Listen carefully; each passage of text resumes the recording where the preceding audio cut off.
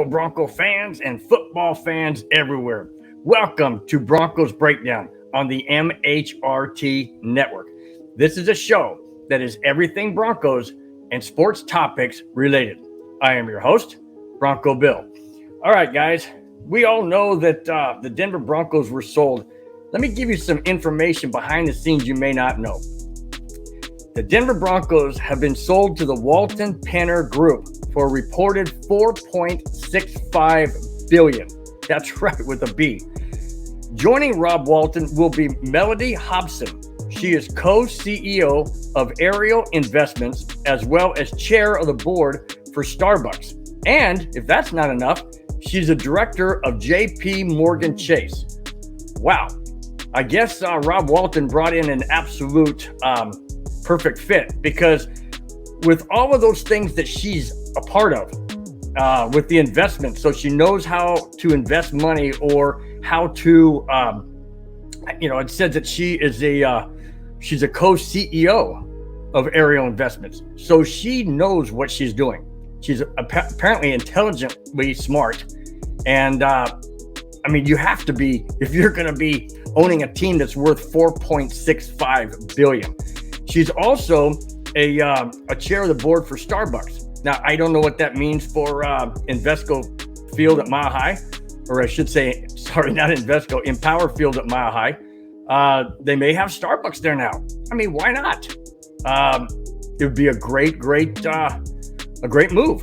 And then she's a director of JP Morgan Chase. Now, that is a huge investment firm and bank. So she's involved in investments, she's involved in Starbucks, and she's involved in banks like Chase. I guess Rob Walton really knows what he's doing. And that is great, because when it comes down to hopefully building a new stadium, the bank is already there. It's Chase. I mean, you don't have to go much further than that. So that to me is a brilliant move. And I know I've said this many times on my show in the past. I've not been in favor of a Rob Walton owned Broncos team because of the things I've mentioned prior. But if you haven't watched my show before, I'll reiterate those fears. And that is, Walton headquarters is in Bentonville, Arkansas.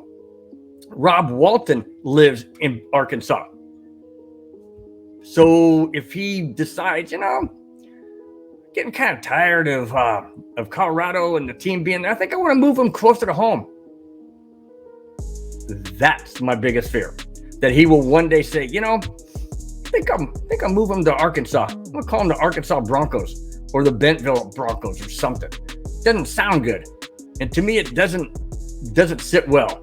But on the flip side, he has promised that if he were to be the owner of the Denver Broncos, that he would either totally renovate Empower Field at Mile High, or he would build a new stadium. And it could be somewhere between downtown Denver and DIA.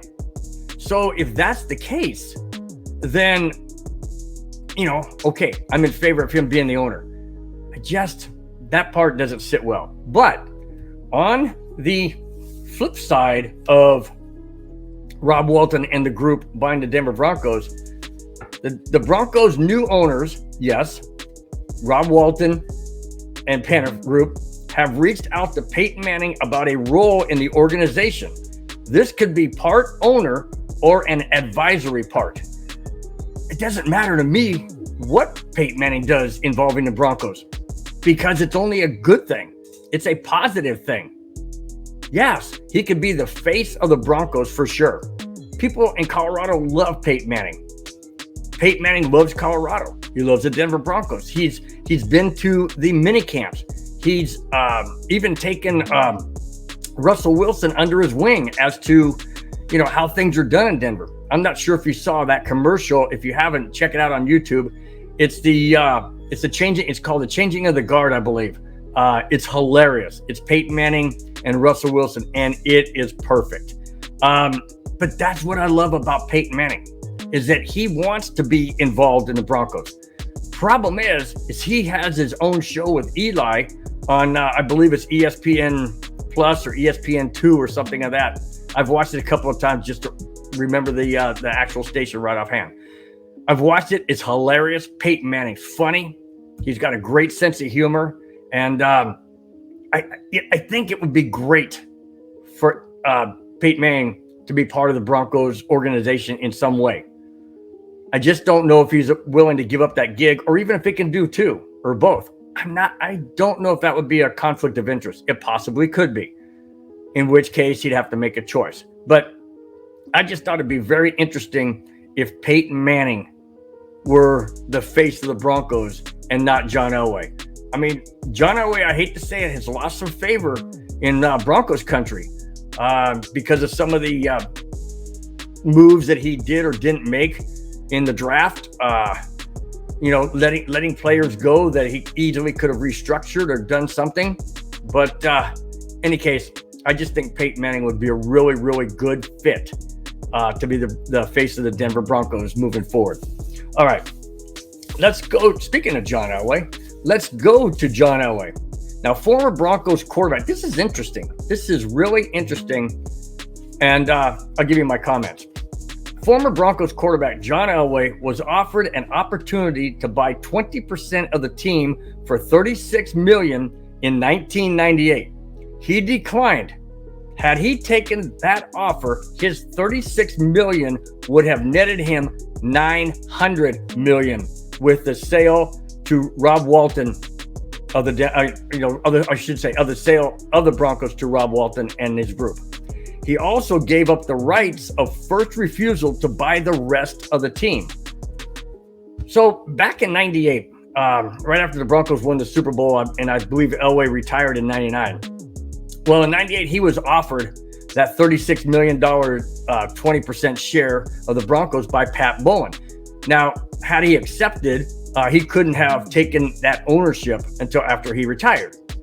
But he turned it down. Now, I mean, $36 million to a football player doesn't seem like a lot. Well, let me back up. $36 million to me, seeing these contracts that these football players get, 150, 200, 300, 400 million, whatever, over a course of years. $36 million of that doesn't seem like a lot to me. It seems like maybe $360 out of 1,000, or, $3,600 out of 10,000. Whatever. It doesn't seem that much. But at that point in time, remember John Elway, I don't know if you know this or not, guys, but John Elway played his last two NFL seasons, the last two Super Bowl seasons. He played with the rookie minimum salary. He gave back that money to Pat Bowlen and, the CEO and whatnot, our GM, I should say, in order to sign the players that the Broncos needed to win those back-to-back Super Bowls. He gave his salary up. He did get it in the end when he retired, but he didn't have it at those 2 years, 97, 98. My thing is, most likely he thought, that's a lot of money. I don't know if I can afford it. I don't know if I should take a loan. I don't know what I should do. And ultimately, he refused. Also, in the article, it says that he gave up the rights of first refusal. Now, what that means is, first refusal means if he would have kept that first refusal, then when he was owner of the team, 20%, let's say, okay, it's all contingent on whether or not he would have purchased that 20%. Had he purchased that 20%, he would have had the right of first refusal, which means if he owned 20% of the Broncos and the team had to be sold, he could then turn around and get a group and buy it. But because he waived his rights of first refusal, that's why it went to an auction. Not just because of him, but because of the whole Kaiser family. That was found out in court some months back that the Kaiser Foundation could not hang on to the rights of first refusal, because once the owner, Kaiser and Pat Bowlen, passed away, that was null and void. But had John Elway taken that offer and taken the 20% ownership of the Broncos, he could have had first right to buy the team outright with a group. A lot of Bronco fans in Broncos country are saying, man, John, can't believe you're that stupid. Well, we didn't know his financial situation. Remember, he was married to Janet. He was married to Janet back then in 97, 98, and they got divorced soon into the early 2000s. So maybe he saw the troubled waters and said, if I buy into this now and then we get a divorce, she's going to get half of it. That would not have set well with him. We don't know circumstance. I'm just throwing these out there because those are facts. He did get divorced. And maybe that was on his mind. I don't know. Maybe he didn't have the funds. Maybe he just wasn't interested in ownership as opposed to, just retiring and maybe going into some different thing, which obviously he did. He was in the player personnel, and he was also into general manager. So he had a lot of aspirations to be part of the organization. Just in 1998, it wasn't about ownership. All right, let's go to Colin Kaepernick. Now, I said back a couple of shows back, I mentioned that Colin Kaepernick worked out with the Las Vegas Raiders and that he's interested in coming back into the league. And I believe it is age 41. And then apparently that was squashed, or at least not talked about in the Raiders or in the press. An update is this. Back on May 25th, Colin worked out with the Vegas Raiders. As we are in the mid of June, there is still no deal in place. However, Derek Carr wouldn't mind seeing it happen. Carr said, and I quote, "I don't want to speak for everyone, but I know him and I would get along great with him. I know we have in the past, and I think we would again," end quote. Well, how much weight does Derek Carr, the quarterback for the Las Vegas Raiders, carry when it comes to Josh McDaniels and the coaching staff and even the GM? How much weight does that carry? Not only that, but if Colin Kaepernick is 41 years old, how many more years does he even think he can play? And he hasn't played since 2016. That's 6 years ago. Sure. Everybody that watched him work out in Vegas said that he still has the athleticism. He still has the accuracy. He looks in great shape. That's well and good. What happens when you take that first hit, that first sack, that first rush that comes in and just buries you with 2 or 3 guys on top of you? Then what's the 41-year-old body going to feel like? Well, I don't know, but I know that Derek Carr said that he would welcome him. Now, what does that say about the Raiders' backup? To me, not very much.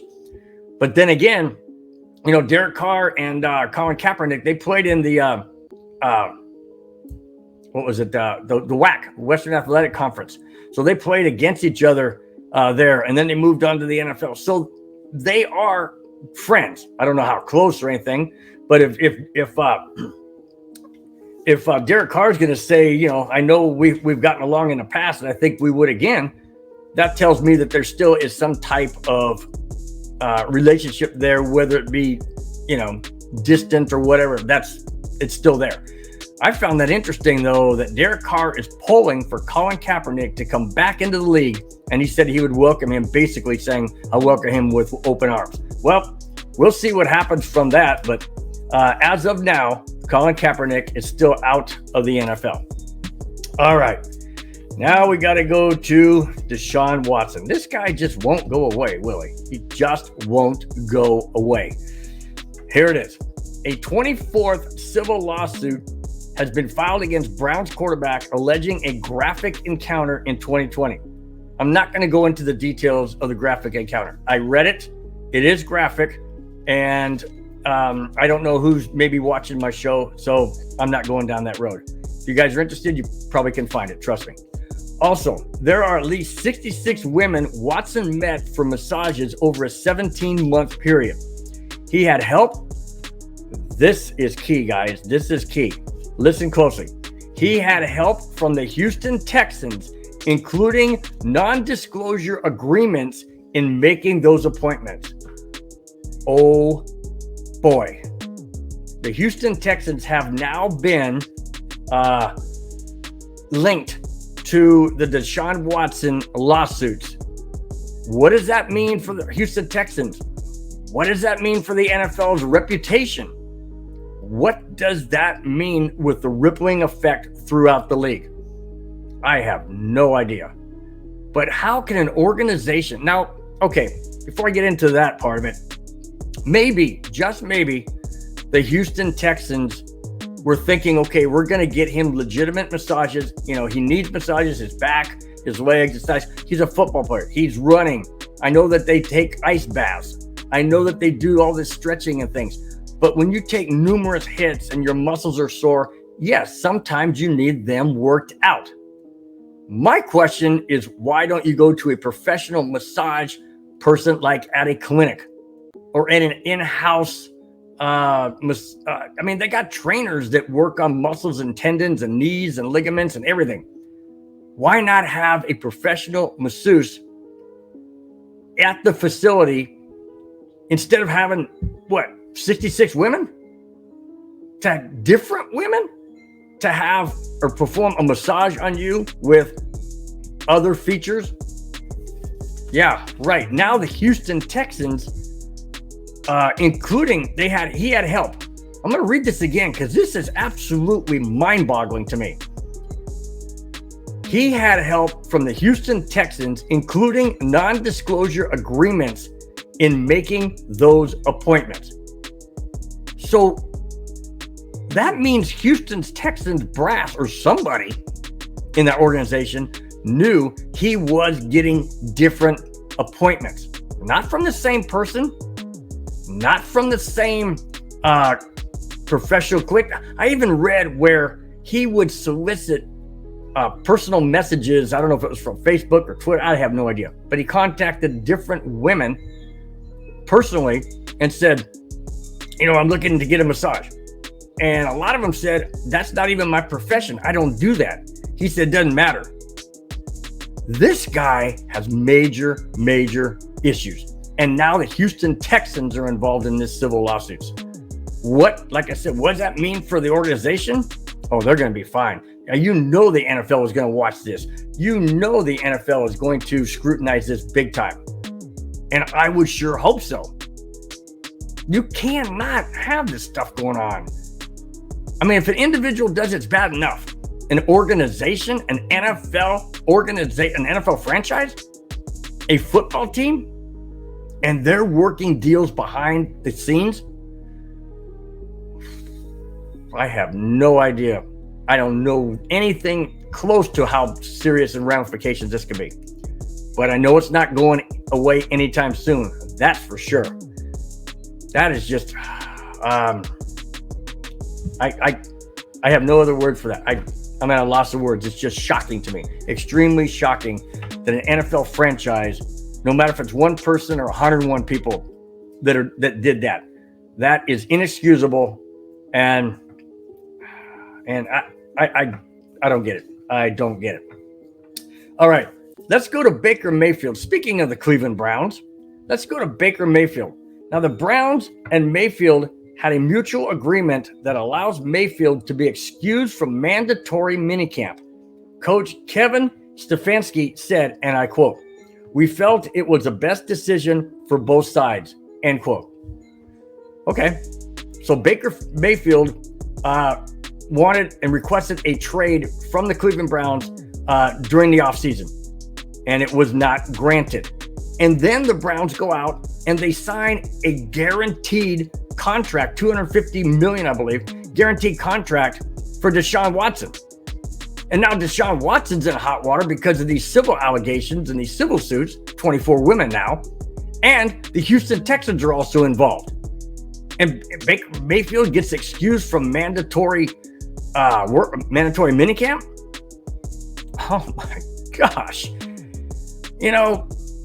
I love the NFL. I really do. But man, there are some teams in this league and some GMs in this league that just don't have a clue as to what they're doing.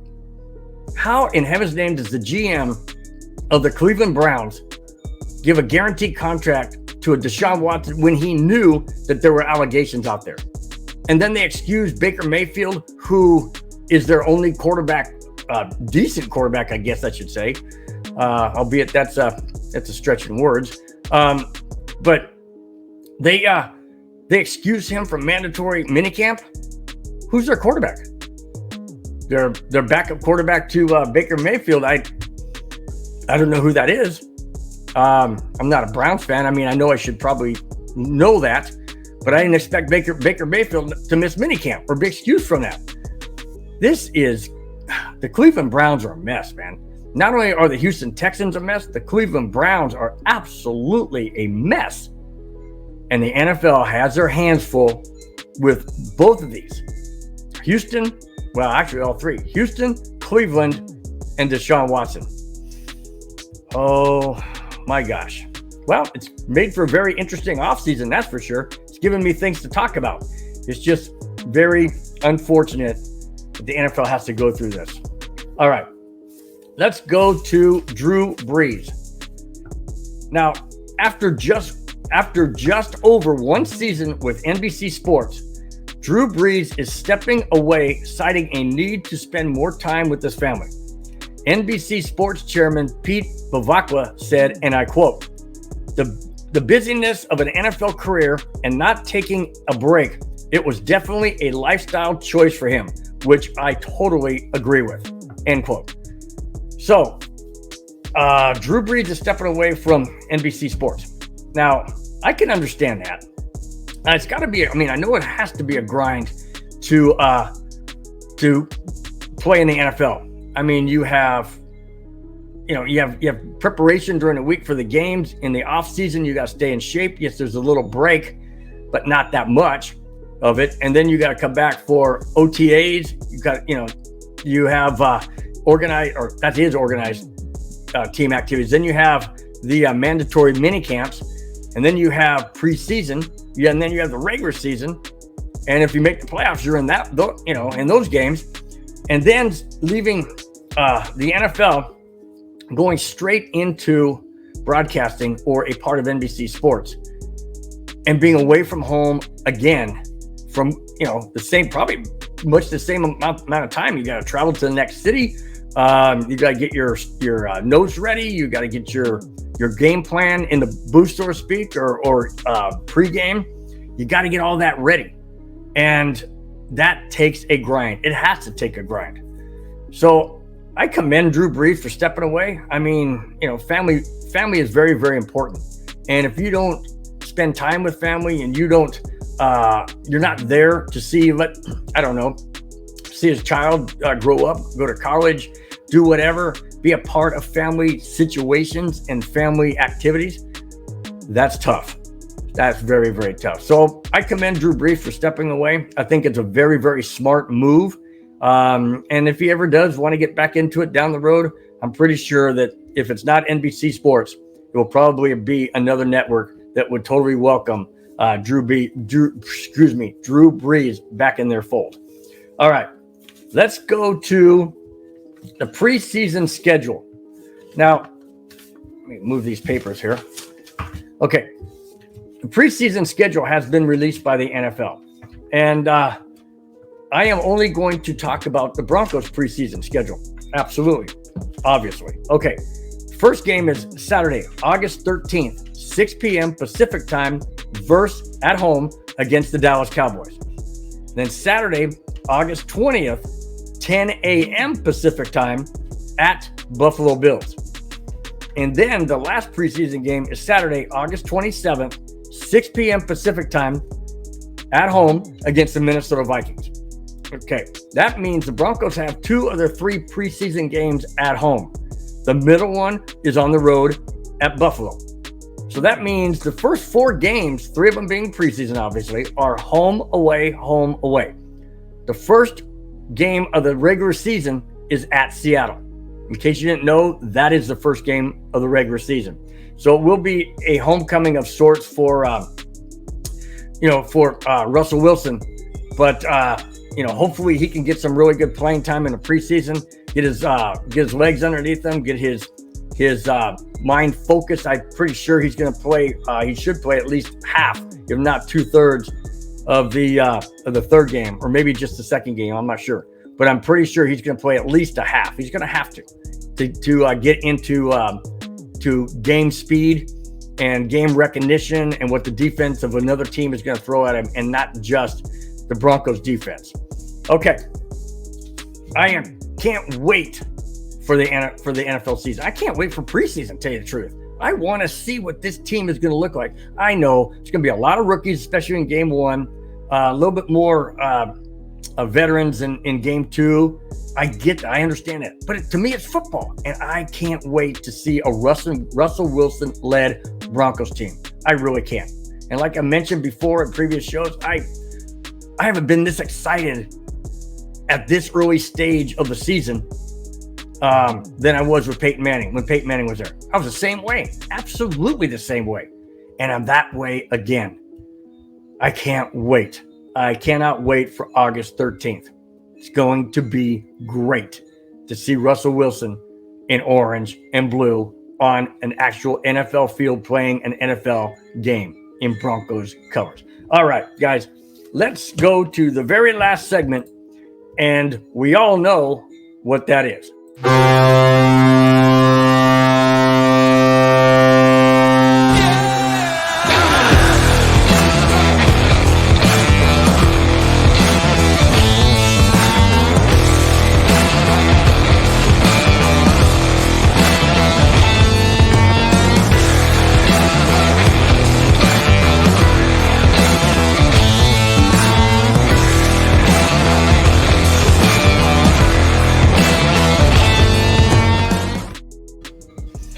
Okay, Colorado Avalanche update, and here it is. The Colorado Avalanche are headed to the Stanley Cup Finals for the first time since 2001. They swept the Edmonton Oilers 4-0 with a thrilling 6-5 overtime win last Monday. Now, if you are wanting to attend the game, it won't be cheap. The upper level seats start at $692 per seat. And the most expensive seat is row 1, center ice, for a mere $33,935. Okay, I'll take 5 of those. Yeah, right. That's incredible. Absolutely incredible. But it says there's only 1 seat available. Does that mean that a corporation bought it up?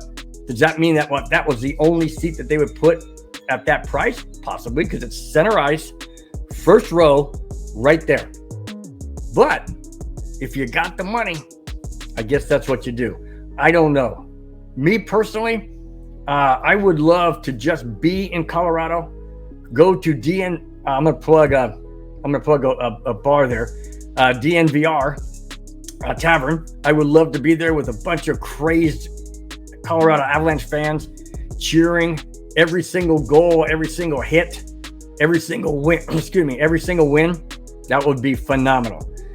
But again, I'd also love to be at the game, and I don't care if I'm up in nosebleed seat for $692. Absolutely, I'd be there. I'd do that in a heartbeat.